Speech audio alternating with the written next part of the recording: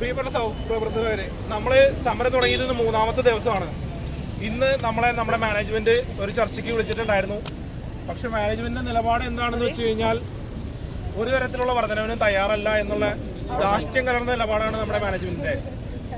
നമുക്ക് അവരോട് പറയാനുള്ളത്, 2012 ഇതേ ആശുപത്രിയുടെ മുറ്റത്ത് നമ്മൾ സമരം ചെയ്തു. അന്ന് നമ്മളോട് പറഞ്ഞത്, നിങ്ങൾ അവിടെ നിന്ന് സമരം ചെയ്തോ, എന്ത് വേണമെങ്കിലും അയക്കോ എന്ന് പറഞ്ഞ 10ാമത്തെ ദിവസം നമുക്ക് ആ സമരം വിജയിച്ച് ഈ ആശുപത്രിക്ക് അകത്ത് കയറാൻ പറ്റി. അന്ന് നമ്മൾ കേവലം തൃശ്ശൂർ ജില്ലയിലും തൃശ്ശൂരിന് പുറത്ത് 1ഓ 2ഓ ആശുപത്രികളിലും മാത്രം ഉണ്ടായിരുന്ന ഒരു പ്രസ്ഥാനമായിരുന്നു UNA. 15 വർഷങ്ങൾക്കിപ്പുറം കേരളം മാത്രമല്ല, നമ്മുടെ കേരളത്തിന് പുറത്ത്, ഇന്ത്യക്ക് പുറത്ത് 35ഓളം രാജ്യങ്ങളിൽ വ്യാപിച്ചെടുക്കുന്ന ഒരു പ്രസ്ഥാനമാണ് UNA എന്ന് പറയുന്നത്.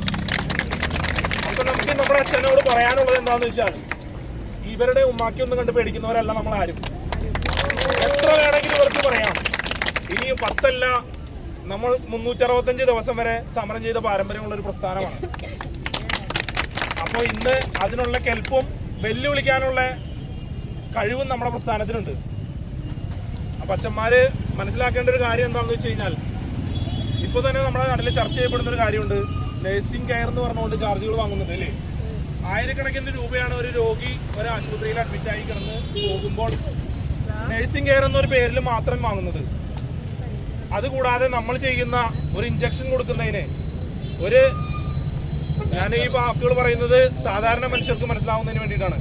ഒരു കുപ്പി ഗ്ലൂക്കോസ് ഇടുന്നതിന് മുതലായി നമ്മൾ കിടപ്പിലായ ഒരു രോഗിയെ ചെരിച്ചു കിടത്തി ഒന്ന് അവരുടെ പുറം പൊട്ടാതെ ശുശ്രൂഷ കൊടുക്കുന്നതെല്ലാം നമ്മൾ നഴ്സുമാരാണ്. ഈ പറയുന്ന ചാർജ്, നഴ്സിംഗ് കെയർ എന്ന ചാർജിന് പുറമെ ഇതിനെല്ലാം നമ്മുടെ ആശുപത്രികൾ ചാർജ് ചെയ്യുന്നുണ്ട്. 100 കണക്കിന് രൂപ ചാർജ് ചെയ്യുന്നുണ്ട്. ചാരിറ്റി ആശുപത്രി എന്ന് പറയുന്ന അവകാശപ്പെടുന്ന നമ്മുടെ ആശുപത്രിയും ഇതെല്ലാം ചാർജ് ചെയ്യുന്നുണ്ടെന്ന് നിങ്ങൾക്ക് എല്ലാവർക്കും ബോധ്യമുണ്ട്.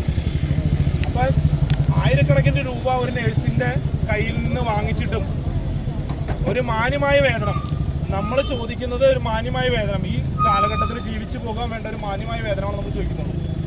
അതും വെറും 1333 രൂപയാണ് നമ്മൾ ചോദിക്കുന്ന അടിസ്ഥാനമായ ശമ്പളം അല്ലേ?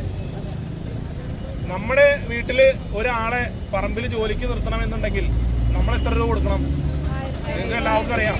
1200 ഭക്ഷണം കൊടുത്താലാണ് അവർ വരുള്ളൂ. ഭക്ഷണം, രാവിലെ ചായ, ഉച്ചയ്ക്ക് ചോറ്, വൈകിട്ട് ചായ, ഇതെല്ലാം കൊടുത്താലാണ്.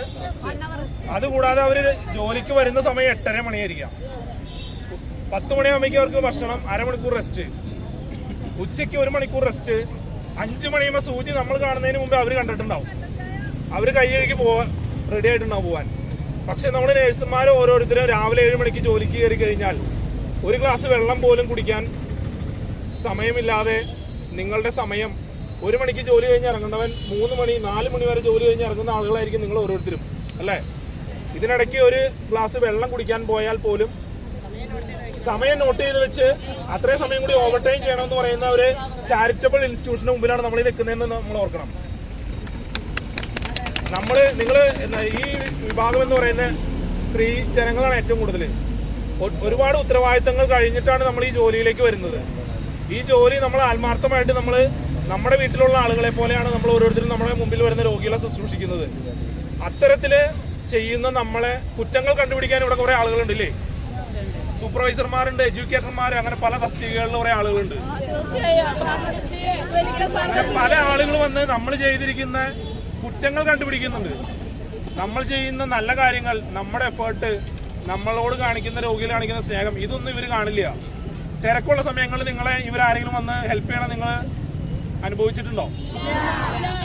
തിരക്കുള്ള സമയങ്ങളിൽ ഇവരുടെ മുറികളിൽ ഇവർ ഫാനിന്റെ ചോട്ടിൽ കാറ്റും കൊണ്ടിരിക്കുക, അല്ലെങ്കിൽ AC ഇരുന്ന് അവരുടെ സമയം കളയും അല്ലേ?